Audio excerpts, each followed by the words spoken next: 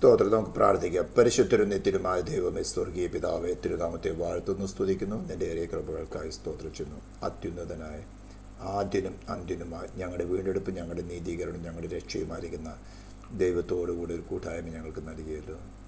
നീയാണ് ഞങ്ങളുടെ നീതീകരണം. നിന്നെ കൂടാതെ ഞങ്ങൾക്കൊരു നീതീകരണമില്ല. നീയാണ് ഞങ്ങളുടെ വീണ്ടെടുപ്പ്. ഞങ്ങളുടെ വഴുതിലുകളിൽ കർത്താവേ, ദൈവിക ഭരണകൂടം ഞങ്ങളുടെ മേൽ ശിക്ഷ വിധിക്കുമ്പോഴൊക്കെയും നീ ഞങ്ങളെ വീണ്ടെടുക്കുവാൻ ഞങ്ങൾക്ക് വേണ്ടി പ്രായശ്ചിത്തമായി തീർന്ന് വില കൊടുത്തവന്. ആ വിലയുടെ മഹത്വത്തിൽ കർത്താവ് ഞങ്ങൾ ഇതുവരെയും കാത്തു പരിപാലിക്കുന്ന കൃപകൾക്കായി സ്തോത്രം ചെയ്യുന്നു.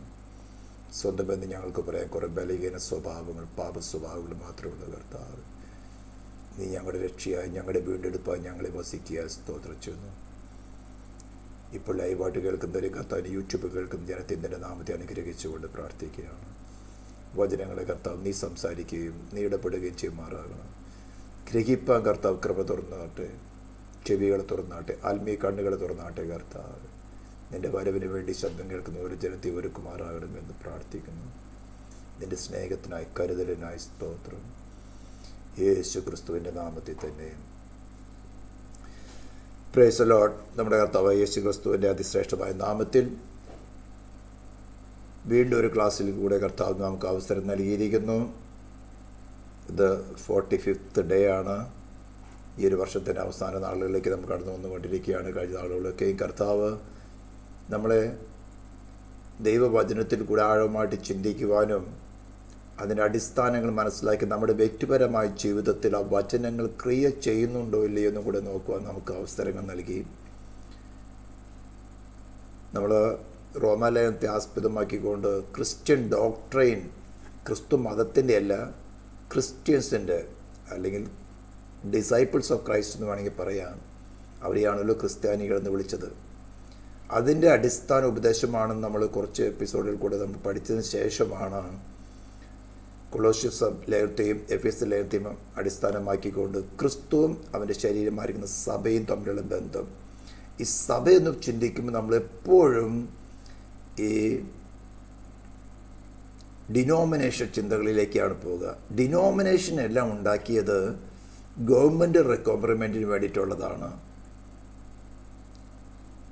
ദൈവവചനത്തിന് അങ്ങനെ ഒരു ഡിനോമിനേഷൻ ഇല്ല. ഞാൻ കഴിഞ്ഞ ക്ലാസ്സിൽ പറഞ്ഞല്ലോ, കൊരിന്ത്യ ലേഖനത്തിൽ 1 കൊരിന്ത്യൻസിൽ പൗൾ ലെറ്റർ എഴുതുമ്പോൾ അവിടെ ഒരു ഡിനോമിനേഷൻ സ്പിരിറ്റ് വന്നതായിരുന്നു. അപ്പോലോസിൻ്റെ പക്ഷക്കാരൻ, പൗലോസിൻ്റെ പക്ഷക്കാരൻ, കേഫാവിൻ്റെ പക്ഷക്കാരൻ, ക്രിസ്തുവിൻ്റെ പക്ഷക്കാരൻ എന്ന് പറഞ്ഞ് അവിടെ തന്നെ പൗലോസ് അതിന് പൊളിച്ചെഴുതി. എന്നിട്ട് അവിടെ പറഞ്ഞിരിക്കുന്നത് എന്താ? നിങ്ങളും ശേഷം ജാതികളെപ്പോലെ ജഡികന്മാരോ നിങ്ങൾ സ്പ്ലിറ്റ് ഉണ്ടാക്കുന്നു. ഇതേ സ്പിരിറ്റ് ഇപ്പോഴും വ്യാപരിക്കുന്നുണ്ട്. എന്തെങ്കിലും ഒരു കാര്യത്തിൽ പേഴ്സണൽ ഡിസയർമെന്റ് തൊട്ടാൽ ഉടനെ അതൊക്കെ എന്നോട് വേണ്ട, ഞാൻ കർത്താവിൽ മാത്രം ആശ്രയിക്കും, ഞാൻ കർത്താവിൽ ആശ്രയിച്ചോളാം. അതും കർത്താവിന് അതാ പറഞ്ഞത്. ക്രിസ്തുവിൻ്റെ പക്ഷക്കാരൻ, അപ്പോലോസിൻ്റെ പക്ഷ. ആ പാസ്റ്റർ ഇങ്ങനെയാണല്ലോ പഠിപ്പിച്ചിരിക്കുന്നത്, ഈ പാസ്റ്റർ ഇങ്ങനെയാണ് പഠിപ്പിച്ചിരിക്കുന്നത്. നിങ്ങളുടെ പേഴ്സണൽ കാര്യങ്ങൾ ടച്ച് ചെയ്തിട്ട് അവിടെ മുറിവ് കൊള്ളുമ്പോൾ ഈ പാസ്റ്റർ ഇങ്ങനെ അവിടെ കുറച്ച് ചായ്വുണ്ട്, അന്ന് ആ പാസ്റ്റർ പറഞ്ഞിരിക്കുന്നത് ശരി, അന്ന് ആ പാസ്റ്റ് നിങ്ങളുടെ ഹൃദയത്തിൽ ദൈവത്തിൻ്റെ ആത്മാവ് നിങ്ങൾ സ്നേഹിച്ചുകൊണ്ട് അവിടെ നിന്ന് തൊട്ട് കഴിഞ്ഞാൽ അത് വേണ്ട, അന്ന് ഈ പാസ്റ്റ് പറഞ്ഞത്. ഇതാണ് ഉപദേശത്തിൻ്റെ കാറ്റിടാൻ ആടി ഉലയുന്ന ശിശുക്കൾ എന്ന് പറയുന്നത്. ശിശുക്കൾക്കുള്ളതാണ്. അപ്പം അതൊന്നല്ല, കർത്താവ് ഇത് എന്നിൽ ഈ സ്വഭാവമുണ്ട്, നീ എന്നെ സ്നേഹിക്കുന്നത് കൊണ്ട് നീ എന്നോട് ഇപ്പോൾ സംസാരിക്കുന്നു. എൻ്റെ ഫെയ്ത്ത് പെർഫെക്റ്റ് ആയിട്ടില്ല, എൻ്റെ ആശ്രയം നിന്നിലല്ല, ഉയർത്തെഴുന്നേറ്റ് നിന്നെയല്ല ഞാൻ എൻ്റെ സോളിൻ്റെ ഹസ്ബൻഡായി സ്വീകരിച്ചിരിക്കുന്നത്. ഞാൻ ഒരു മിഥ്യാധാരണയിലാണ്, ഞാൻ നോളജിലാണ് ഇരിക്കുന്നത്, ഫെയ്ത്തിലേക്ക് കൺവേർട്ടായിട്ടില്ല. ഹീബ്രു ചാപ്റ്റർ 4 വളരെ വ്യക്തമായിട്ട് പോൾ പറഞ്ഞിരിക്കുന്നത്, മിസ്രൈം ദേശത്ത് നിന്ന് കടന്നു വന്നവർ വിശ്വസിച്ചവരാ 32 ലക്ഷം പേര്. ചോരത്തളി ആചരിച്ചു, പെസഹ കുഞ്ഞാണ്ട് തീയിൽ ചുട്ട മാംസം പുളിപ്പില്ലാത്ത അപ്പത്തോട് കയ്പിച്ചവരോട് കൂടെ തിന്നു. അവരൊക്കെ പരിച്ഛേദനയേറ്റവരാണ്. അപ്പം എന്തോ ഒരു കാര്യം, പരിച്ഛേദന ഇല്ലെങ്കിൽ അപ്പം തിന്നാൻ പറ്റില്ല, പരിച്ഛേദന ഇല്ലെങ്കിൽ തീ ചുട്ട മാംസം തിന്നാൻ പറ്റില്ല. എന്നാൽ ഓക്കെ, പരിച്ഛേദന ഏറ്റേക്കാം. കാരണം ഈജിപ്ഷ്യൻസ്, ഇസ്രായേൽ സേന ഈജിപ്ഷ്യൻ സ്ത്രീകളെ കല്യാണം കഴിച്ചിരുന്നു. അതുപോലെ തന്നെ ഇസ്രായേൽ കന്യകമാര് ഈജിപ്ഷ്യന്മാർ വേഗം ചെയ്തിരുന്നു. അങ്ങനെ വന്നപ്പോൾ ഈ പുറപ്പാടിൻ്റെ സമയമായപ്പോൾ ഇസ്രായേൽസ് മുഴുവൻ ഈജിപ്തിൽ നിന്ന് പുറപ്പെടാൻ സമയപ്പോൾ ഈ സമ്മിശ്ര ജാതികൾ, അതായത് മിക്സഡ് വർഗ്ഗങ്ങൾ, എന്തായാലും ഭർത്താവ് പോലെ അപ്പം ഞാനും പോയേ ഒക്കെ ഉള്ളൂ, എന്തായാലും ഭാര്യ പോലെ ഞാനും പോയേ ഒക്കെ ഉള്ളൂ. ഹൃദയത്തില് വചനം കേട്ടു. നിങ്ങളുടെ പിതാക്കന്മാരുടെ ദൈവമായ അബ്രാഹാമിന്റെ ഇസാഖിന്റെ യാക്കോബിന്റെ ദൈവമായ യഹോവ എനിക്ക് വെളിപ്പെട്ട് വന്നിരിക്കുന്നു. മോശ ചെന്ന് പറഞ്ഞു, അതിന്റെ അടയാളങ്ങൾ കാണിച്ചു. വടി പാമ്പായി, പാമ്പ് തിരിച്ചു വടിയായി, കൈ മറുപടത്തിലിട്ടപ്പോൾ കുഷ്ഠമായി തിരികെ എടുത്തപ്പോൾ കുഷ്ഠം മാറി. ഫറവോന്റെ മേൽ അവിടുത്തെ 10 ദൈവങ്ങളുടെ മേൽ ന്യായവിധി നടത്തി. ഗോശാൻ ദേശത്ത് വസിക്കുന്നവർക്ക് യാതൊരു പ്രശ്നം ഉണ്ടായില്ല. അവസാനം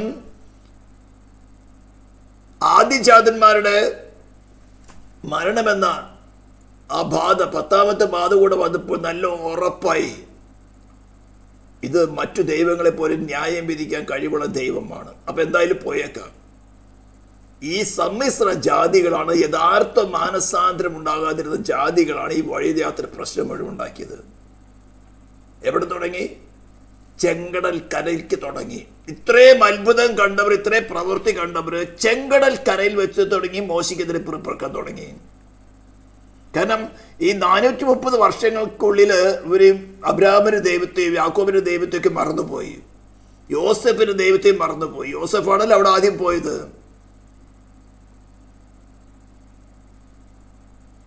ചെങ്കടൽ കരയിൽ വെച്ച് തന്നെ പിറപ്പിറപ്പ് ആരംഭിച്ചു. പക്ഷെ ദൈവം അവിടെ നിന്ന് വിട്ടുകളഞ്ഞില്ല. കാരണം എന്താ? ഒരു ചോരത്തെളി മുഖാന്തരമാണ് ദൈവം വീണ്ടെടുത്തത്. ഈ ജനത്തിന്റെ ഗുണം കൊണ്ടല്ല. അവിടെ എന്താ പറഞ്ഞ, ആ കട്ടലപ്പടിമേലും കുറുമ്പടിമേലും എവിടെ രക്തമുണ്ടോ അന്ന് രാത്രി യഹോവ കടന്നു പോകുമ്പോൾ എവിടെ രക്തമുണ്ടോ അവിടെ സംഹാരദൂതൻ വരാൻ അനുവദിക്കുകയില്ല. പക്ഷേ ആരും തന്നെ ആ വീടിന് പുറത്തു പോയേക്കരുത്. ആ രക്തത്തിന്റെ സീലിലിരിക്കണം.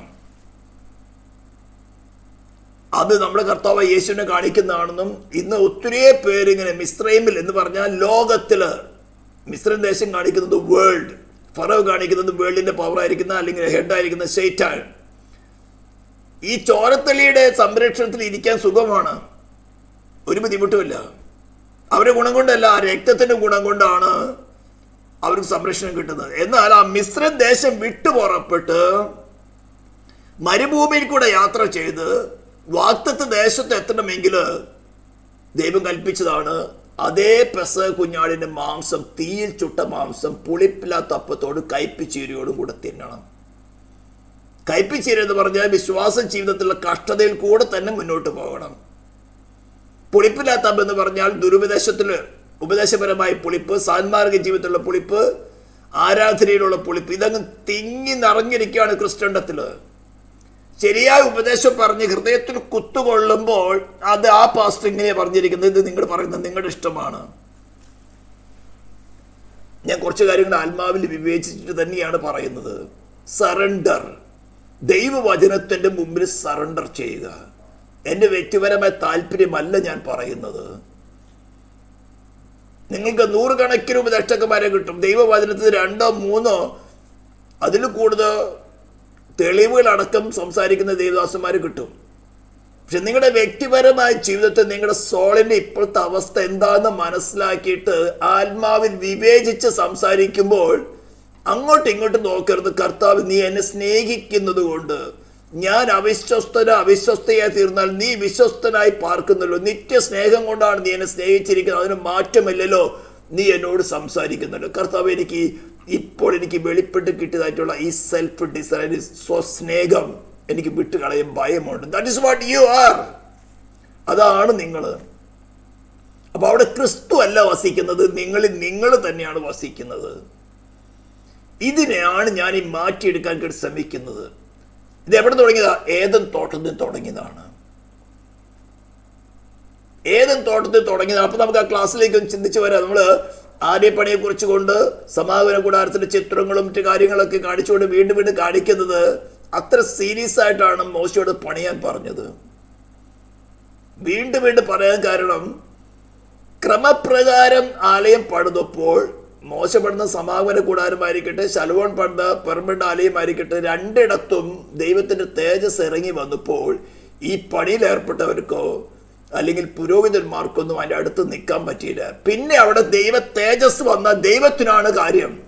ഇതേപോലെ നിങ്ങൾ കർത്താവിനെ രക്ഷിതാവ് കർത്താവ് സ്വീകരിച്ചെന്ന് പറഞ്ഞാൽ അവന്റെ അറ്റോൺമെന്റിനെ അംഗീകരിക്കുന്നതോ അല്ലെങ്കിൽ അവൻ മാനവജാതിക്ക് വേണ്ടി പാപപരിഹാരമായി തീർന്നു എന്നും വേദപുസ്തകം ശരിയാണെന്ന് അംഗീകരിക്കുന്നതുകൊണ്ട് ആയില്ല. നിങ്ങളുടെ പേഴ്സണൽ സേവിയർ, നിങ്ങളുടെ പേഴ്സണൽ സിന്നിന്റെ മേളില് ഡിവൈൻ ജസ്റ്റിസ് വിധിച്ചിരിക്കുന്ന നിത്യമായ മരണം എന്ന ശിക്ഷയിൽ നിന്ന് നിങ്ങളെ വീണ്ടെടുക്കുവാൻ അവര് മാത്രമേ സാധിക്കുകയുള്ളൂ. അതിനാവശ്യമായ അറ്റോൺമെന്റ് നടന്നു. That's one part only. ബാക്കി കാര്യങ്ങളാണ് നമ്മൾ ചിന്തിച്ചുകൊണ്ടിരിക്കുന്നത്. ഈ ചിത്രത്തിൽ കൂടെ ഞാൻ കഴിഞ്ഞ പ്രാവശ്യം പറഞ്ഞു, ഈ ഭൂമിയിൽ മനുഷ്യനായിട്ട് പിറന്നതിൽ യേശു ക്രിസ്തു ഒഴികെ സകല മനുഷ്യരും ആദാമിന്റെ സന്തതികളാണ്. അവരുടെ ഹെഡ് എന്ന് പറയുന്നത് ആദാമാണ്. ആദാം സിൻ ചെയ്തപ്പോൾ, അനുസരണക്കേട് കാണിച്ചപ്പോൾ നാം എല്ലാവരും ആദാമിലുണ്ടായിരുന്നു. അതുകൊണ്ട് നമുക്ക് കിട്ടിയ പേരാണ് അനുസരണക്കേടിന്റെ മക്കൾ. അവര് വ്യാപരിക്കുന്ന ആത്മാവിന് അധിപതിയായവനെയും അനുസരിച്ച് നടക്കുന്ന പറയുമ്പോൾ നമ്മുടെ സ്പിരിച്വൽ ഹെഡ് എന്ന് പറയുന്നത് സേറ്റാൻ ആണ്. The spirit of disobedience. ഇനി ആരല്ല എന്തെല്ലാം പറഞ്ഞിട്ടും ഇതിനാവശ്യമായി നമ്മളെ ഈ അവസ്ഥയിൽ നിന്നും നമ്മളെ റിഡീം ചെയ്യണമെങ്കിൽ നമ്മെ കൊണ്ട് സാധ്യമല്ല. അതിന്റെ കാര്യം അറ്റോൺമെന്റിനെ കുറിച്ച് വളരെ വ്യക്തമായിട്ട് പറഞ്ഞു. അറ്റോൺമെന്റിന്റെ സീരിയസ്നെസ്, അറ്റോൺമെന്റിന്റെ നെസസിറ്റി, അറ്റോൺമെന്റ് എന്തുകൊണ്ടാണ് റിപ്പീറ്റ് ചെയ്യാത്തത്, എങ്ങനെയാണ് ദൈവം അറ്റോൺമെന്റ് നടത്തിയെടുത്തത്, ഈ കാര്യങ്ങളൊക്കെ നമ്മളെ പുസ്തകത്തിൽ എഴുതിയിട്ടുണ്ട്. ഞാൻ പല പ്രാവശ്യം പറയുന്നതാണ്.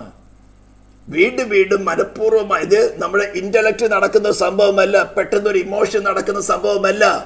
നമ്മുടെ ഫ്രീ വില്ലിന്റെ അൾട്ടിമേറ്റ് ഇന്റൻഷൻ. അറ്റോൺമെന്റ് നടന്നു കഴിഞ്ഞാൽ റിപ്പന്റൻസിന്, അതായത് ഏതും തോട്ടം സംഭവിച്ച് നേരെ തിരിച്ച് ദൈവം അവരെ ഭരിക്കുന്നതിന് പകരം അവൻ സ്വയമായിട്ട് എക്സിസ്റ്റ് ചെയ്യാൻ ആഗ്രഹിച്ചു.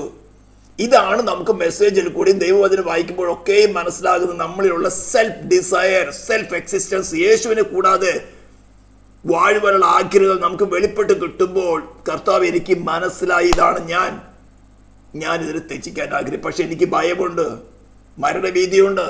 പക്ഷെ Lord, you are my Lord.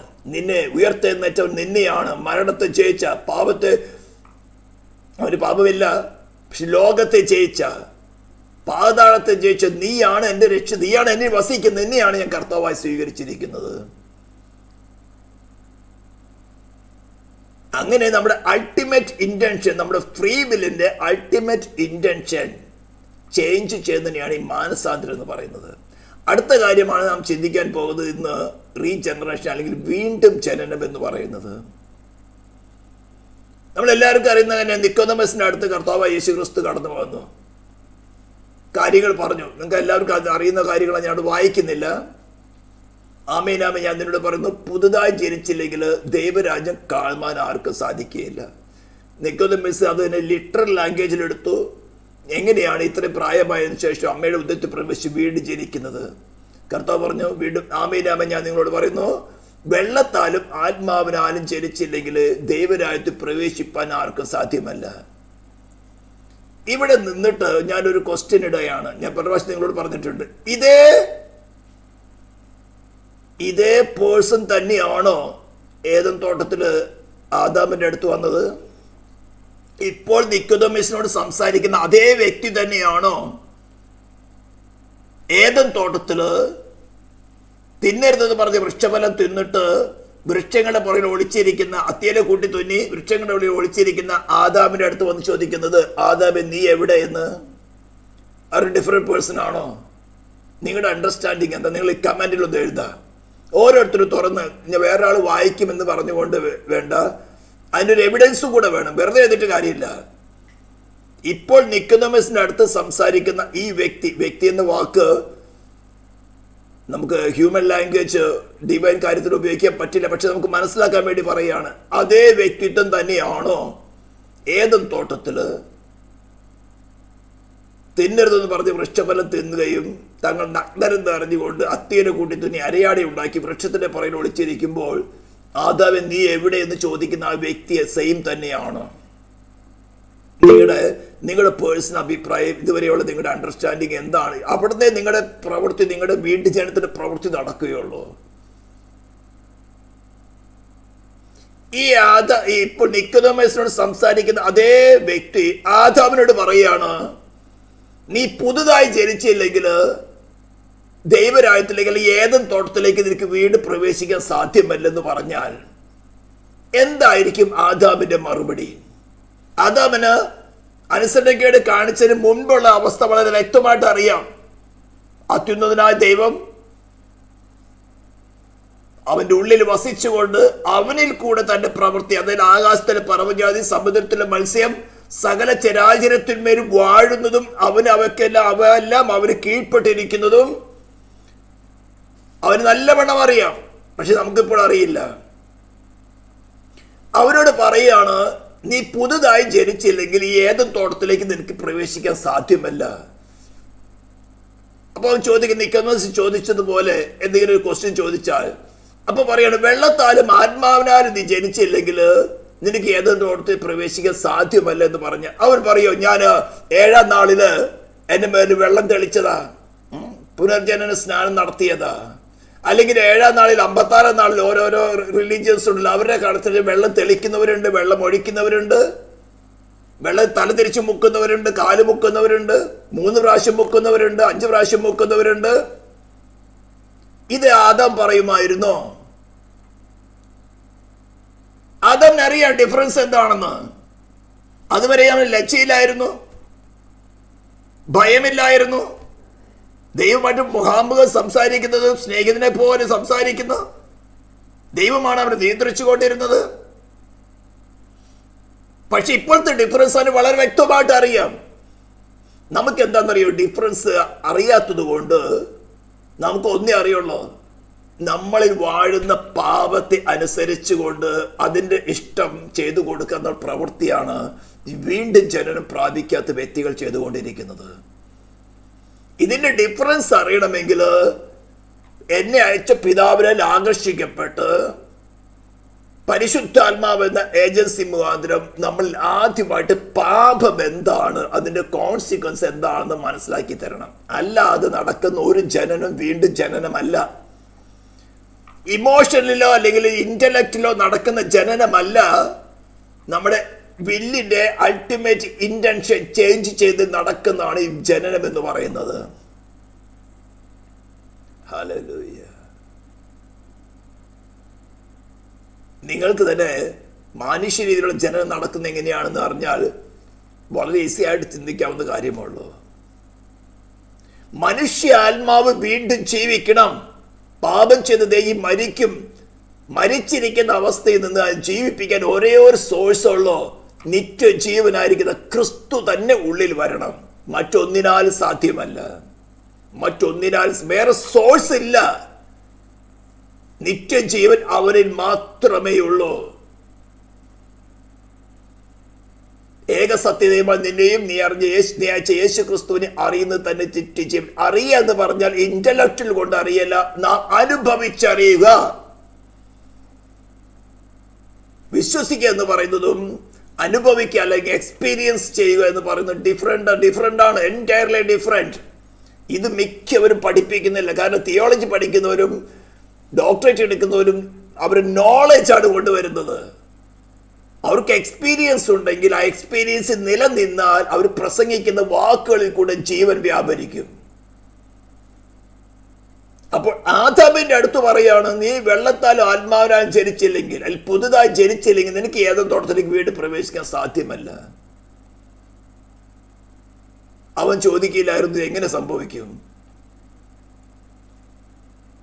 അവനറിയാം ഡിഫറൻസ്. ഇന്ന് നമുക്ക് ആ ഡിഫറൻസ് അറിയില്ല. ദൈവത്തിലെ പൂർണ്ണതയിൽ നിൽക്കുന്ന, അതായത് ദൈവം തന്റെ സ്വരൂപത്തിലും സാദൃശ്യത്തിലും സൃഷ്ടിക്കുക എന്ന് പറയുമ്പോൾ ദൈവത്തിനുണ്ട എല്ലാ സദ്ഗുണങ്ങളും ഉള്ളവനായിരുന്നു ആദാം. എന്നാൽ വെളിപ്പാട് പുസ്തകം 19-ാം അധ്യായത്തിലേക്ക് നാം വരുമ്പോൾ മതിൽ പണിയുടെ കാര്യം പറഞ്ഞിട്ട് അത് ഞാൻ അടുത്തതൊക്കെ അങ്ങോട്ട് പോകേണ്ട ഒരു അവസ്ഥയുണ്ടായിരുന്നു. നമുക്കവിടെ പഠിക്കാനുള്ളതാണ് ഇത്. നമുക്ക് 19-ാം അധ്യായത്തില് ഈ സദ്ഗുണങ്ങളെയൊക്കെയും, അതായത് 12 തരം രത്നങ്ങളെ പുതിയ നിയമത്തിൽ സമ്പാദിക്കാനുള്ള അവസരങ്ങളുണ്ട്. ഇവിടേക്ക് എത്തണമെങ്കിൽ കുറെ മുന്നോട്ട് പോയിട്ട് വേണം. ആദ്യം വീണ്ടും ജനിക്കണ്ടയോ? പിന്നെ ഇതെല്ലാം പഠിച്ചിട്ട് എന്താ കാര്യം? അതുകൊണ്ട് ഞാൻ ഈ സ്ലൈഡ് ഹൈഡ് ചെയ്ത് വെച്ചിരിക്കുകയായിരുന്നു, ആയിട്ടില്ലെന്ന് പറഞ്ഞുകൊണ്ട്. അപ്പോൾ ഇതെങ്ങനെ സംഭവിക്കുന്നു? എന്നെ അയച്ച പിതാവിനാൽ ആകർഷിച്ചിട്ടല്ലാതെ ആർക്കും എൻ്റെ അടുക്കൽ വരുവാൻ സാധ്യമല്ല.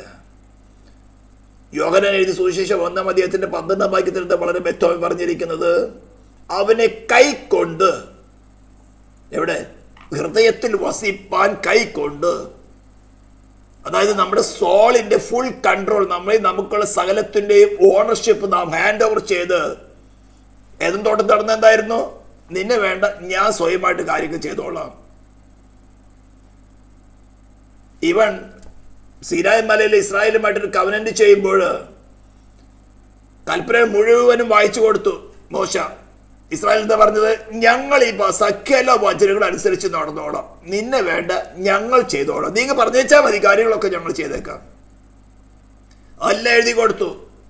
പറഞ്ഞ വാക്കിനനുസരിച്ച് മോശ പറഞ്ഞു, നിങ്ങളും ദൈവമായിട്ടുള്ള ഉടമ്പടി ദണ്ട് രക്തമെടുത്ത് പുസ്തകത്തിന്മേലും ജനത്തിന്മേലും തെളിച്ചുകൊണ്ട് പറഞ്ഞു, ഇതാണ് ഉടമ്പടി, പിടിച്ചോ. അവിടുന്ന് യാത്ര ചെയ്യാൻ തുടങ്ങി. പക്ഷെ പറ്റുന്നില്ല. ഓരോ കൽപ്പന വരുമ്പോഴും അകത്തിരിക്കുന്ന പാമ്പ് പത്തിമുഖാൻ തുടങ്ങി. മോഹിക്കരുന്ന ഒരു കൽപ്പന വന്നപ്പോൾ അകത്തിരിക്കുന്ന മോഹം ജനിപ്പിച്ചുകൊണ്ട് സകലവിധ മരണത്തിനും അധീനരാക്കി കളഞ്ഞു. പൗലോസാണ് അവസാനം പറയുന്നത്, അയ്യോ ഞാൻ അരിഷ്ട മനുഷ്യൻ. സ്നാനകുളത്തിന് വന്നുകൊണ്ട് യോഹന്നാൻ എല്ലാവർക്കും വേണ്ടി കൈകൂപ്പി പറയാണ്, നിന്നാൽ സ്നാനമേൽക്കേണ്ടത് എനിക്ക് ആവശ്യം. ഞങ്ങളെ അവിടെ സീനാൻ മലയുടെ താഴെ വെച്ച് ഞങ്ങൾ പറഞ്ഞിരുന്നു, ഞങ്ങൾ അനുസരിച്ച് നടന്നുകൊള്ളാം, നീങ്ങ് തന്നേച്ചാൽ മതി. ഇപ്പൊ പറയാൻ മനസ്സിലായി, ഞങ്ങൾക്കത് സാധ്യമല്ല. കാരണം ഞങ്ങളിൽ വസിക്കുന്നത് പാപമാണ്. ഞങ്ങൾ അതിൻ്റെ മോഹത്തെ നിവർത്തിച്ചുകൊണ്ടിരിക്കുന്നവരാണ്. എഫേസ്യരിൽ വളരെ വ്യക്തമായിട്ട് പറഞ്ഞിരുന്നു കേട്ടിട്ടുണ്ടല്ലോ, ഈ ലോകത്തിന് അനുരൂപരായി നടക്കുകയായിരുന്നു. ജഡത്തിനും മനോവികാരങ്ങൾക്കും ഇഷ്ടമുള്ളതൊക്കെ ചെയ്തുകൊണ്ട് ലോകത്തിൽ മറ്റുള്ള ജനത്തെ പോലെ കോപത്തിന്റെ മക്കളായിരുന്നു. അവിടുന്നാണ് കരുണാസമ്പന്നനായ ദൈവം തന്റെ പ്രവൃത്തി ആരംഭിച്ചത്. ഫിലിപ്പിയർ ലേഖനത്തിൽ പറയുന്നത് അങ്ങനെയാണ്, നമ്മിൽ നല്ല പ്രവൃത്തി ആരംഭിച്ചവൻ. പക്ഷെ നമ്മെ കൂടാതെ അല്ല നടക്കുന്നത്. മിക്കവർക്ക് ആ കാര്യം മനസ്സിലാകുന്നില്ല. അത് മനസ്സിലാകണം. ഈ മോറൽ ഏജൻസി അല്ലെങ്കിൽ ഫ്രീ മോറൽ അല്ലെങ്കിൽ പ്രാണനാത്മാവ് ശരീരത്തിന്റെ പ്രവൃത്തി എന്താണ്, എങ്ങനെയാണെന്ന് മനസ്സിലാക്കണം. നമ്മളൊരു മെഷീനല്ല, ഒരു മരമോ അല്ലെങ്കിൽ മൃഗങ്ങളെ പോലെ ആത്മാവിലെത്തവരല്ല. ഒരു വൃക്ഷം നട്ട് കഴിഞ്ഞാൽ അത് വളർത്തുന്നത് ദൈവം അതിന് കൊടുക്കുന്ന മാതൃക അനുസരിച്ചുകൊണ്ട് അല്ലെങ്കിൽ രൂപഭംഗി അനുസരിച്ചുകൊണ്ട് അതിന്റെ സൈസ് വലുപ്പം അതിന്റെ പ്രായത്തിനനുസരിച്ച് അതിന് വളർത്തുന്നു. അതുപോലെയല്ല മനുഷ്യനൊരു ഫ്രീ വില്ലുണ്ട്. അതല്ലേ ഏതും തോട്ടത്തിലും മിസ്യൂസ് ചെയ്തത്. ഒരു ലൈക്ക് വേണ്ടി, ഒരു നുണയ്ക്ക് വേണ്ടിയിട്ട് സർവശക്തന ദൈവത്തെ എക്സ്ചേഞ്ച് ചെയ്തു. ഇത്രയും വലിയ ദൈവത്തെ, സർവചരാചരെ സൃഷ്ടിച്ച് അവൻ്റെ ഉള്ളിൽ വസിച്ചുകൊണ്ട് അവൻ്റെ അടുത്ത് കൊണ്ടുവന്ന സകല സൃഷ്ടികൾക്ക് പേരിട്ടതൊക്കെ അതേപോലെ തന്നെയായി. ദൈവത്തിനൊരു കമൻ്റ് ഇല്ല അതിനെക്കുറിച്ച്. അത്രയും അനുഭവിച്ചവനായ ആദാം.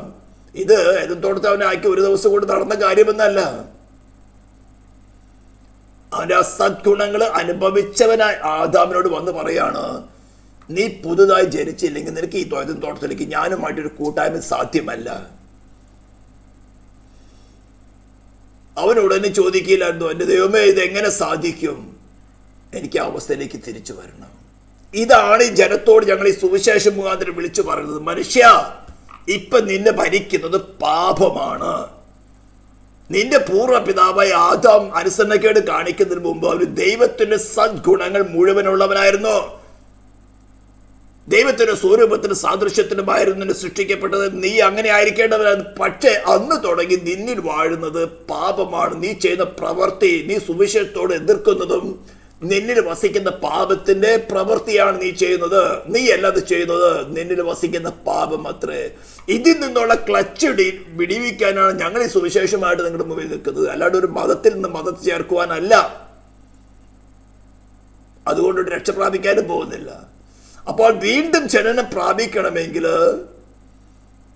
അതിപ്പോ നമ്മള് ജോൺ ചാപ്റ്റർ 1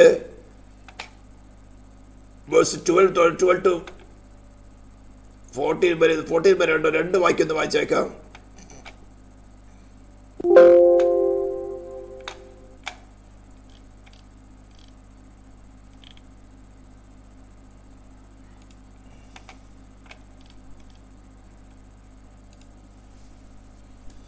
അവനെ കൈക്കൊണ്ട്,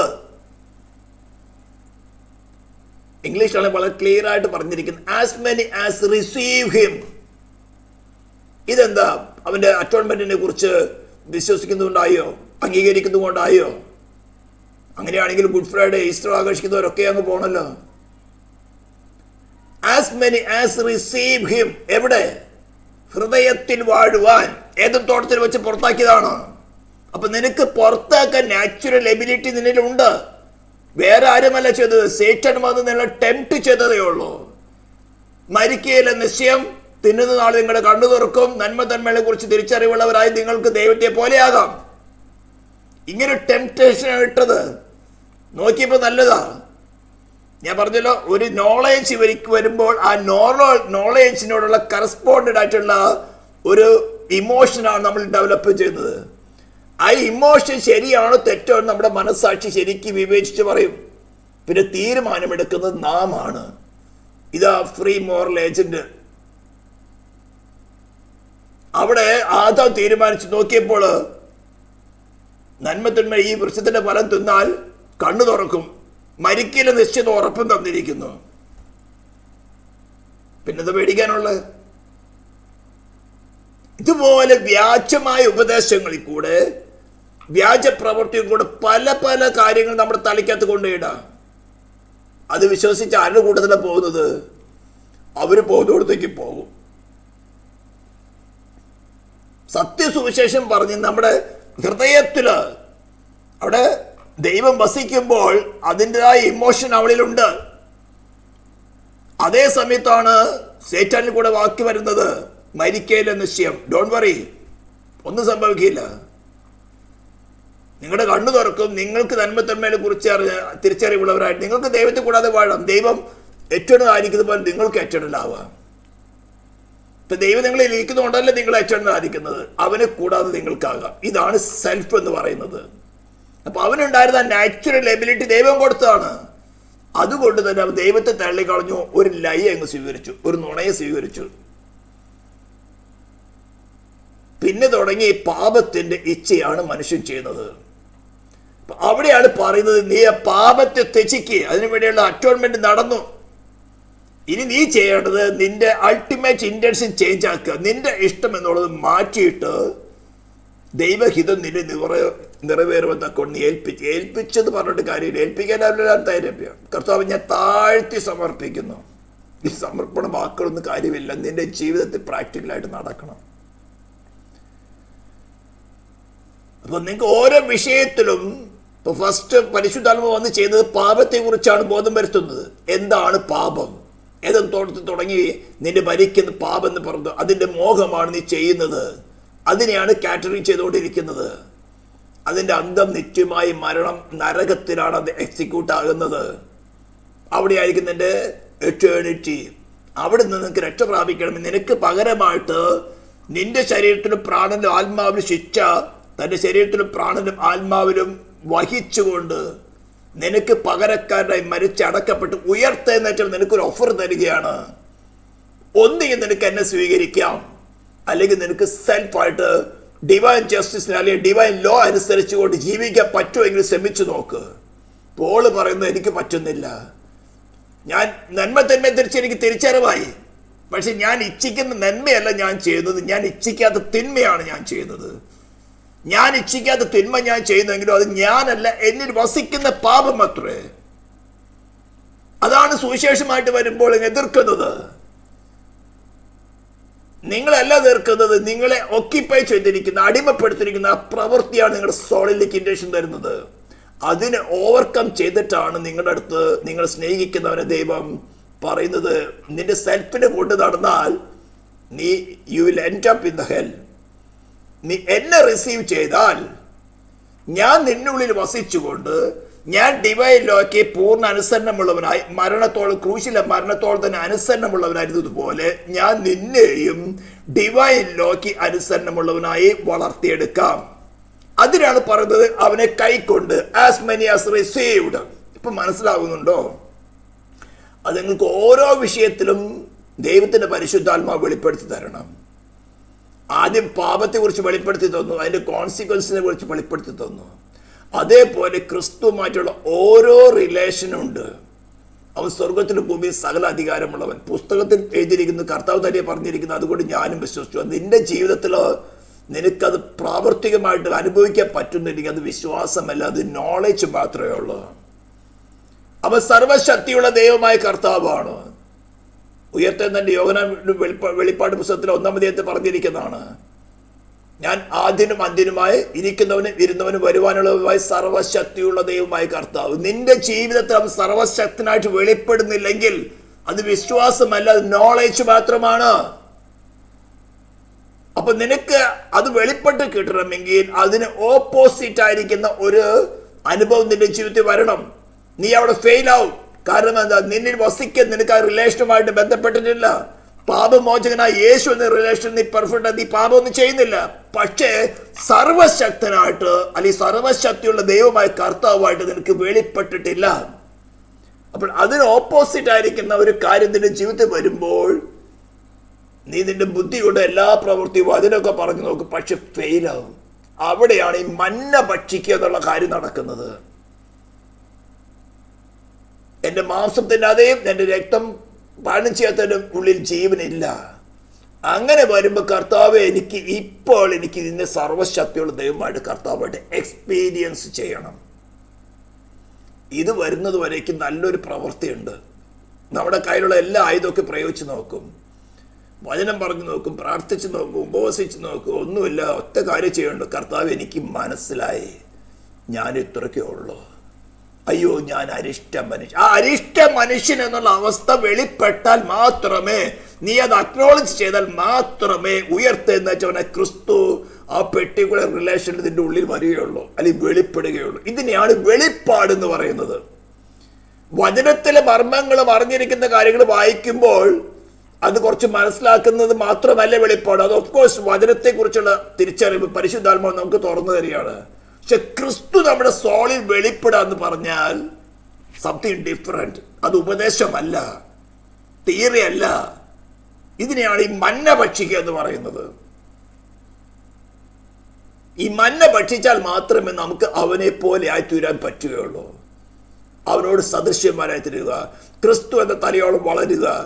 ഇതൊക്കെ പറയുന്ന അങ്ങനെയാണ്. ഒരേ ഒരു മാർഗം, കൃപമേ കൃപ പ്രാപിച്ച് കൃപമേ പ്രക പ്രാപിച്ച് അതേ പ്രതിമയായിട്ട് രൂപാന്തരപ്പെടണം. അവരാണ് അവരോട് കൂടെ വാഴാൻ പോകുന്നത്. അപ്പൊ അതിന്റെ ഫസ്റ്റ് കണ്ടീഷനാണ് ആസ് മെനി ആസ് റിസീവ്. ഇപ്പൊ നിന്നിലിരിക്കുന്ന സെൽഫോൺ റിസീവ് ഹിം. ഉയർത്തെന്നവനെ കർത്താവ്, സ്വർഗത്തിലും ഭൂമി സകല അധികാരമുള്ളവൻ, സർവത്തിനു മീത് ദൈവമായിരിക്കുന്നവൻ, എല്ലാ വാഴ്ചയ്ക്കും അധികാരത്തിനും ശക്തിക്കും കർത്തൃത്വത്തിനും മേതെയായിരിക്കുന്നവൻ, സകലത്തെ കാൽ കീഴാക്കിയിരിക്കുന്നവൻ, സർവത്തിനും മീത് തലയായിരിക്കുന്നവനാണ് നിനക്ക് ഓഫർ തരുന്നത്. Receive me. ഞാൻ നിന്നിൽ വസിച്ചുകൊണ്ട് എൻ്റെ ഈ ഓഫീസുകളെ നിന്നിൽ കൂടി ഞാൻ വെളിപ്പെടുത്താം. അതാണ് യഥാർത്ഥ ക്രിസ്തീയ ജീവിതം. അതാണ് സഭയും ക്രിസ്തുമായിട്ടുള്ള ബന്ധം എന്ന് പറയുന്നത്. ഇതില്ലാത്തവൻ, തലയില്ലാത്ത മനുഷ്യ ശരീരത്തിൽ എന്ത് സംഭവിക്കും? തലയൊക്കെ വെട്ടിമാറ്റിയ കുറച്ച് 1-2 സെക്കൻഡ് ശരീരമൊക്കെ പിടയ്ക്കും അല്ലേ? കുറച്ച് സെക്കൻഡ് കഴിയുമ്പോൾ അത് ചലനം മറ്റുപോകും. ഇതുപോലെ വിശ്വാസി ക്രിസ്തു മാറിക്കഴിഞ്ഞാൽ പതുക്കെ ആരാധന, പ്രാർത്ഥന, വചനവായനയ്ക്ക് ഒന്ന് തടുക്കും, അനക്ക് നിന്ന് പോകും. അത് കഴിയുമ്പോൾ ചീഞ്ഞ് നാറാൻ തുടങ്ങും, ഒന്ന് ചീർക്കും അല്ലെ ആദ്യം. ഇതുപോലെ ഞാൻ ആ പാസ്റ്റിങ്ങിനെ പറഞ്ഞ ഈ പാസ്റ്റിങ്ങിനെ പറഞ്ഞ് നിങ്ങൾ മാത്രം സ്വർഗത്തിൽ പോകുള്ളൂ, അങ്ങനെ അങ്ങ് ചീർക്കാൻ തുടങ്ങും. ചീർത്ത് കഴിഞ്ഞാൽ അടുത്ത് വരാമെന്നറിയാമോ? പണ്ടത്തെ സ്വഭാവങ്ങളൊക്കെ വെളിപ്പെടും, പണ്ടത്തെ കൂട്ടുകെട്ടുകൾ വെളിപ്പെടും. ദൈവമക്കളുടെ സ്നേഹം കുറയും, മറ്റുള്ളവരുടെ സ്നേഹം വർദ്ധിക്കും. അപ്പോഴാണ് ചീഞ്ഞ് നാറുന്ന അവസ്ഥ വരുന്നത്. പിന്നെ അവർക്ക് നാറ്റം തോന്നില്ല. മരിച്ച ശവത്തിന് വല്ല നാറ്റമുണ്ടോ? അടുത്തുകൂടെ പോകുന്നവർക്കല്ലേ നാറ്റം. ചത്ത് കിടക്കുന്നവന് നാറ്റമൊന്നുമില്ല, ജീവിച്ചിരിക്കുന്നവർക്കല്ലേ നാറ്റമുള്ളൂ. അതുകൊണ്ട് ജീവിച്ചിരിക്കുന്നവർക്ക് ഇത് മനസ്സിലാകും, നീ നാറിക്കൊണ്ടിരിക്കുക. സ്നേഹിക്കുന്നത് കൊണ്ടാണ് ദൈവം സംസാരിക്കുന്നത്. ആ നാറ്റത്തിന് അടിസ്ഥാനമായി കാരണം എന്താ അറിയാമോ? റിസീവ് ചെയ്തതിനെ പുറത്താക്കി അതിനേക്കാൾ അധികമായിട്ട് വേറെ പലതിനും സ്നേഹിക്കുകയാണ്. ഇതൊക്കെ പറയുമ്പോൾ ഒത്തിരി വിഷമമുണ്ടാവും, എനിക്കറിയാം, മുറിവുകളുണ്ടാവും. അടുത്ത് പറയാണ്, അവനെ കൈക്കൊണ്ട് അവന്റെ നാമത്തിൽ വിശ്വസിക്കുന്ന ഏവർക്കും, അവനെ കുറിച്ച് വിശ്വസിക്കുന്നല്ല, അവന്റെ നാമത്തിൽ സ്വീകരിച്ചവനെ വിശ്വസിക്കുന്നവർക്ക് ഏവർക്കും ദൈവ മക്കളാകുവാനുള്ള അധികാരം കൊടുത്തു. അവിടെയാണ് വീണ്ടും ജനനം എന്ന പരിപാടി നടക്കുന്നത്. ഇനി അതിനെ സപ്പോർട്ട് ചെയ്യുന്ന വാക്യം പറയുകയാണ്, അവർ രക്തത്തിൽ നിന്നല്ല, പാരമ്പര്യ പരിപാടിയല്ല. പാസ്റ്റർമാരെ മക്കളായതുകൊണ്ട് വിശുദ്ധരാണ്. അപ്പോൾ ലേഖനത്തിൽ പറഞ്ഞിട്ടുണ്ടല്ലോ, അവർ മാതാപിതാക്കൾ മുഖാന്തരം വിശുദ്ധരെന്ന വാക്ക് സാങ്ക്ടിഫൈഡ്, ദൈവത്തിനു വേണ്ടി വേർതിരിച്ചു. ഹോളി എന്നല്ല മീനിങ് അല്ല അതിന്. ഹോളി ആകണമെങ്കിൽ ഹോളി ഒരുവനേ ഉള്ളോ, വിശുദ്ധൻ ഒരുവനേ ഉള്ളോ, അത്യുന്നതൻ ക്രിസ്തുവേശു മാത്രം. അവൻ ഉള്ളിലുണ്ട്, നീ അവനുമായിട്ട് സിങ്കറൈസ്ഡ് ആണോ? ഫ്രീക്വൻസി മാച്ചിങ് എന്ന് പറയും. അഭിപ്രായത്തിൽ ഐക്യത. കുടുംബത്തിലല്ലേ ഹസ്ബൻഡ് വൈഫും തമ്മിൽ അഭിപ്രായത്തിൽ ഐക്യതയുണ്ടെങ്കിൽ സമാധാനമുണ്ട്. അല്ലെങ്കിൽ എന്താ, വെറുതെ എന്തായാലും നാട്ടുകാരെ കേൾപ്പിക്കണ്ടല്ലോ, എന്തായാലും കല്യാണത്തിൽ ഇറങ്ങി തിരിച്ചു, ഇനി നാട്ടുകാരെ കാണിക്കണ്ടല്ലോ എന്ന് കണ്ടുകൊണ്ട് അഭിപ്രായം ഡിഫറെൻ്റ്, ഒപ്പീനിയൻ ഡിഫറെൻ്റ്, പക്ഷേ അത് ചേർന്ന് പോവും. അതൊന്നും കാര്യമില്ല. അത് ഹ്യൂമൻ റിലേഷനിൽ അങ്ങ് നടക്കും, ഹ്യൂമൻ മാരേജിൽ നടക്കും. പക്ഷെ ക്രിസ്തുവുമായിട്ടുള്ള വിവാഹ ഉടമ്പടിയാണ് ഇപ്പോൾ നടന്നിരിക്കുന്നത്. വിവാഹം നടക്കാൻ പോകുന്നുള്ളൂ. ഈ ഉടമ്പടിയുടെ സമയത്ത് അല്പമായി കോറലൊക്കെ ഉണ്ടായി. അവൻ വിശ്വസ്തനായിരിക്കുന്നത് കൊണ്ടും അവൻ മാറ്റമില്ലാത്തവനായിരിക്കുന്നുണ്ടും അവൻ നിത്യമായ സ്നേഹം കൊണ്ട് സ്നേഹിച്ചിരിക്കൊണ്ട് നിനക്ക് ഓഫറുണ്ട്. വീണ്ടും വീണ്ടും വീണ്ടും നിനക്ക് മാനസാന്തരപ്പെട്ട് അവരുമായിട്ട് ഒന്നായി ചേരാം. വിവാഹം കഴിഞ്ഞതിന് ശേഷം അവിടെ ഉടക്കൊന്നുമില്ല, അവിടെ ഉടക്കാൻ ചാൻസ് ഇല്ല. അവിടെ ഇപ്പോൾ ഉടക്കുന്നവര് അവിടെ പ്രവേശിക്കാനും പോകുന്നില്ല. ഇതെല്ലാം വളരെ പച്ചയായ ലാംഗ്വേജാണ് ഞാൻ പറയുന്നത്, വളരെ പച്ചയായ ലാംഗ്വേജ്. ഹ്യൂമൻ മാരേജിൽ ഒന്നില്ലെങ്കിൽ ഉടക്കി അങ്ങ് ഡിവോഴ്സായി പോകും, അല്ലെങ്കിൽ ഒന്നായി ചേരും. പിന്നെ നാട്ടുകാരും വീട്ടുകാരൊക്കെ കാണുക, വിവാഹബന്ധത്തിൽ ഏർപ്പെട്ട് എന്തിനാ ഇനി നാട്ടുകാരെ കേൾപ്പിക്കുന്നത്, അങ്ങനെ ഇടയ്ക്ക് മക്കളുണ്ടായി, ഇനിയിപ്പോൾ കുഞ്ഞുങ്ങളെ ഓർത്തെങ്കിലാവും, പക്ഷേ ഹൃദയപൂർവ്വം ഒന്നായിട്ടില്ല. പക്ഷെ ആത്മീയ വിഷയത്തിൽ അങ്ങനെയല്ല. ക്രിസ്തു എന്ന ഏകപുരുഷന് വിവാഹ നിശ്ചയമേ നടന്നിട്ടുള്ളൂ. ഇനി നിനക്ക് ഓപ്ഷനുണ്ട്, ഇപ്പോൾ അവനുമായിട്ട് ഒന്നായി ചേരുക. വിവാഹം നടന്നതിന് ശേഷം പിന്നെ മാറ്റങ്ങളൊന്നുമില്ല. അവിടെ ചെന്നതിന് ശേഷം ഒന്നും നടക്കാൻ പോകുന്നില്ല. നടക്കേണ്ടതൊക്കെ ഇപ്പോൾ ഈ ശരീരത്തിലിരിക്കുമ്പോൾ നടക്കണം. അതുകൊണ്ട് കർത്താവേ, നീ എൻ്റെ രക്ഷ, നീ എൻ്റെ വീണ്ടെടുപ്പ്, നീ എൻ്റെ നീതീകരണം, നീ എൻ്റെ തല, ഇതിനെ അംഗീകരിക്കുക. ഇതൊക്കെ നമുക്ക് ചർച്ചിനകത്ത് നടക്കുന്നതാണ്, കുടുംബജീവിതത്തിൽ നടക്കുന്നതാണ്. ചർച്ചിനകത്താണ് ഈ പരിപാടികളൊക്കെ നടക്കുന്നത്. അവിടെ ആ പാസ്റ്റർ അങ്ങനെയല്ലോ, ഈ പാസ്റ്റർ ഇങ്ങനെയല്ലോ പറഞ്ഞിരിക്കുന്നത്, ആ പാസ്റ്റർ അങ്ങനെയല്ലോ പറഞ്ഞിരിക്കുന്നത്, നിങ്ങൾ മാത്രം സ്വർഗത്തിൽ പോകുള്ളൂ, ഇങ്ങനെ പല അഭിപ്രായങ്ങളും കൊണ്ടുവരാം. അപ്പോൾ അവർ രക്തത്തിൽ നിന്നല്ല, പാരമ്പര്യമായ പരിപാടിയല്ല, ജഡത്തിന്റെ ഇഷ്ടത്താലല്ല, പുരുഷന്റെ ഇഷ്ടത്താലുമല്ല, ദൈവത്തിൽ നിന്നത്രേ ജനിച്ചത്, ദൈവത്തിൽ നിന്നത്രേ ജനിച്ചു. ഇതിന് അടിസ്ഥാനമായിട്ടൊരു വാക്യം കൂടി വായിക്കാൻ നമുക്ക്, ഞാൻ ഇടയ്ക്കൊക്കെ പറയാറുള്ളതാണ്. ഐസയ്യ 54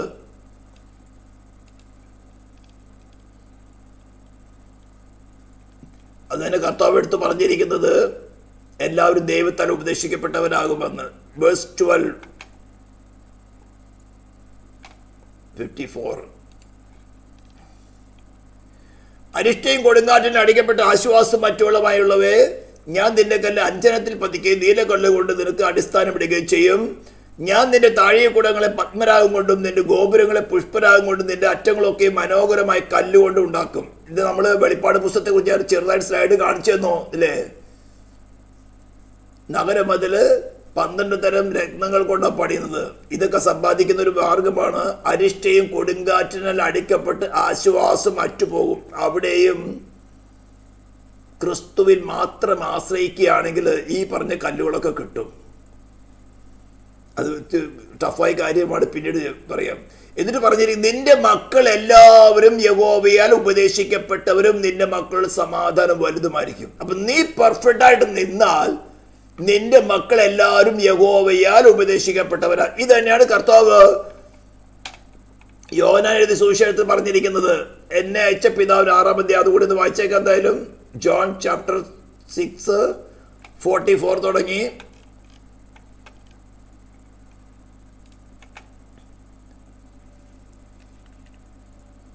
എന്നെ അയച്ച പിതാവ് ആകർഷിച്ചിട്ടല്ലാതെ ആർക്കും എൻ്റെ അടുത്ത് വരുവാൻ കഴിയുകയില്ല. ഞാൻ ഒടുക്കത്തെ നാളെ അവനെ ഉയർത്തെഴുന്നേൽപ്പിക്കും. എല്ലാവരും ദൈവത്താൽ ഉപദേശിക്കപ്പെട്ടവരാകുമെന്ന് പ്രവാചക പുസ്തകങ്ങളിൽ എഴുതിയിരിക്കുന്നല്ലോ. ഇപ്പൊ നാം യശയ്യാപ്രവചനത്തിൽ 54 ഇത് വായിച്ച വാക്യം അങ്ങോട്ടേറ്റാണ് പറഞ്ഞത്. എല്ലാവരും ദൈവത്താൽ ഉപദേശിക്കപ്പെട്ടവരാകും. എന്നാൽ എല്ലാവരും എങ്ങനെയാണ് എത്തിക്കുക? എന്നാൽ പാസ്റ്ററിന് ഉപദേശിക്കൊന്നും വേണ്ട, ഞാൻ ദൈവം ഉപദേശിക്കും. ഈ 5 വിധ ശുശ്രൂഷകളിൽ ഒരു ശുശ്രൂഷയാണ് ഉപദേഷ്ടാവ് എന്ന് പറയുന്നത്. ഞാൻ എന്നത്തിൻ്റെ ഉപദേഷ്ടാവാക്കാനല്ല, ദൈവത്തിൻ്റെ ആത്മാവിനാൽ ഈ സകല പണികൾ നടക്കുന്നത് ചർച്ചിനകത്താണ്. ഫുൾ ഒബീഡിയൻസിലേക്ക് കൊണ്ടുവന്ന് ഏക ശരീരമായിട്ട് നിർത്തി കാഹളം കേൾക്കുമ്പോൾ അവിടെ ആ സമയത്തൊരു പണി നടക്കലൊന്നുമില്ല. ഇപ്പം നമുക്ക് ട്രെയിനൊക്കെ തത്കാല ബുക്കിംഗ് ഉണ്ടല്ലോ, പെട്ടെന്ന് അവിടെ തത്കാലമൊന്നുമില്ല. ഇപ്പോഴാണ് എല്ലാ കാലം നടക്കുന്നത്. കാഹളത്തിൻ്റെ ഒച്ച കേൾക്കുമ്പോൾ ഒരു തത്കാല ബുക്കിങ്ങിന് വന്ന കാര്യം നടക്കില്ല. അത് നമുക്ക് നോഹയുടെ പെട്ടകത്തിൻ്റെ കാര്യം വായിച്ചാൽ അറിയാം. മഴ തുടങ്ങി നോഹയല്ല വാതിലടച്ചത്, നോഹയുടെ ബന്ധുക്കാരൊക്കെ ഉണ്ടല്ലോ, 3 ആൺപിള്ളേരുടെ മരുമക്കളുടെ അപ്പനമ്മമാരൊക്കെ ഉണ്ടല്ലോ. അയ്യോ മഴ വിതച്ച് രോഗിച്ച് പറഞ്ഞൊക്കെ തമാശ പറയുന്ന കേട്ട് മാറിപ്പോയി. ആ നേരത്തെ ഓടി വന്നാലോ? അങ്ങനെ കേട്ട് നടക്കില്ല. യഹോവ വാതിലടച്ചത്. അതുപോലെ രക്ഷയുടെ വാതിൽ അടയ്ക്കുന്ന ഒരു ദിവസമുണ്ട്. അതുകൊണ്ട് ഇപ്പോൾ നമ്മൾ ഈ രക്ഷിക്കപ്പെട്ട് സ്നാനപ്പെട്ടെന്നുള്ള ഈ ഒരു പഴഞ്ചൊല്ല് മാറ്റുവാനാണ് ഞാൻ ഈ കാര്യങ്ങൾ ഇത്രയും കാര്യമായിട്ട് പറഞ്ഞു വരുന്നത്. വിശ്വാസഗോളത്തിൽ രക്ഷിക്കപ്പെട്ടു സ്നാനപ്പെട്ടു പരിശുദ്ധാത്മാവിനെ പ്രാപിച്ച് അങ്ങ് മുന്നോട്ട് പോയി ഇനി സ്വർഗത്തിലേക്ക് ടിക്കറ്റും പാസ്പോർട്ടും കിട്ടി നിന്നിരിക്കുന്നവർ അനേകരുണ്ട്. ഇവരത് തിരുത്താൻ വേണ്ടിയിട്ടാണ് ഈ രക്ഷ എങ്ങനെ നടക്കുന്നു, ഈ രക്ഷാഭദ്ര എന്ന് പറഞ്ഞു കിടക്കുന്ന കുറേ പേക്കൂത്തുകൾ നടക്കുന്നുണ്ട്. ഇതെല്ലാം കാൽവിനിസത്തിൻ്റെ കാറ്റുകളാണ്.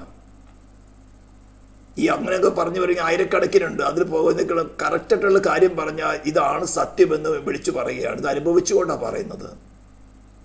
അപ്പം ഞാൻ വീണ്ടും പറയുന്നത്, ഈ ഏദൻ തോട്ടത്തിൽ വന്ന വ്യക്തി തന്നെയാണോ ഇപ്പം നിക്കോമോദേസിൻ്റെ അടുത്ത് നിൽക്കുന്നത്?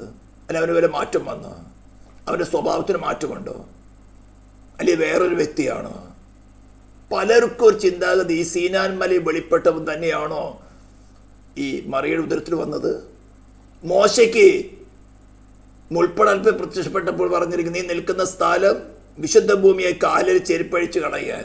അവൻ തന്നെയാണോ ഈ മഹാപുരത്തിൽ കോട്ട് നിൽക്കുമ്പോൾ ചള്ളക്കടിച്ചിട്ട് കണ്ണു കെട്ടിയിട്ട് പ്രവചിക്കാൻ പറഞ്ഞത്? വേറൊരു പേഴ്സണാലിറ്റിയാണോ അത്? ആദ്യം തന്നെ ഈ ഒരു റിലേഷൻ ഇതാരാണെന്ന് ആദ്യമേ മനസ്സിലാക്കുക. ദൈവത്തിൻ്റെ അനേക സദ്ഗുണങ്ങളിൽ ഏറ്റവും പ്രയോറിറ്റിയുള്ളതെന്നറിയാമോ? ജസ്റ്റിസ്, നീതിമാൻ. ജാതികൾ പോലും പറയും ദൈവം നീതിമാനാണെന്ന്. അതിനെ മാറ്റിക്കളഞ്ഞിട്ടൊരു കരുണയില്ല. അതിനെ നിർവഹിക്കാനാണല്ലോ താൻ തന്നെ മനുഷ്യരായിട്ട് അവതരിച്ച് മനുഷ്യന്റെ ശരീരത്തിലും പ്രാണനും ആത്മാവിലുള്ള ശിക്ഷയെ തൻ്റെ ശരീരത്തിലും പ്രാണനും ആത്മാവിലും ഏറ്റെടുത്ത് തൻ്റെ ശരീരം ക്രൂശിൽ കിടക്കുമ്പോൾ തൻ്റെ പ്രാണനും ആത്മാവും പാതാളത്തിൽ ശിക്ഷ അനുഭവിക്കുന്നത്. ഞാനിത് ഈ ഒരു വാക്യം വീണ്ടും റിപ്പീറ്റ് ചെയ്യുന്ന അനേകർ ഇത് സമ്മതിക്കുന്നില്ല. അവൻ്റെ പ്രാണനും ആത്മാവിലും പാതാളത്തിൽ പോകേണ്ട ആവശ്യമില്ല. ഇത് പഠിപ്പിച്ചിട്ട് പ്രസംഗിച്ചിട്ടുള്ളവർ പോലും തിരുത്തിയ പറയുന്നത് ഇമ്പോസിബിൾ. മനുഷ്യനിൽ പാപം ആരംഭിച്ചത് പ്രാണനിലാണ്. പ്രാണനാണ് മനുഷ്യന്റെ മുഖ്യ ഏജന്റ്. പ്രാണന്റെ ഇച്ഛയാണ് ശരീരം പ്രവർത്തിക്കുന്നത്. പ്രാണനിൽ വെളിപ്പെടുന്ന ഇമോഷനാണ് ശരീരത്തെ ചലിപ്പിക്കുന്നത്. അതിനു മുമ്പ് മനസ്സാക്ഷി ഡിസൈൻ ചെയ്യും ഈ ഇമോഷൻ ശരിയാണോ ഇല്ലയോ. അതിന് തീരുമാനമെടുക്കുന്നത് ഫ്രീ വില്ലാണ്. ഇതെല്ലാം ഞാൻ വളരെ കാര്യമായിട്ട് പറഞ്ഞിട്ടുള്ളതാണ്, പല പ്രാവശ്യം പറഞ്ഞിട്ടുള്ളതാണ്. അപ്പോൾ റീജനറേഷൻ്റെ കാര്യം ഇവിടെ ഞാൻ സമാപിക്കുകയാണ്. ഇതിനെക്കുറിച്ച് അനേക ക്ലാസ്സുകളുണ്ട്.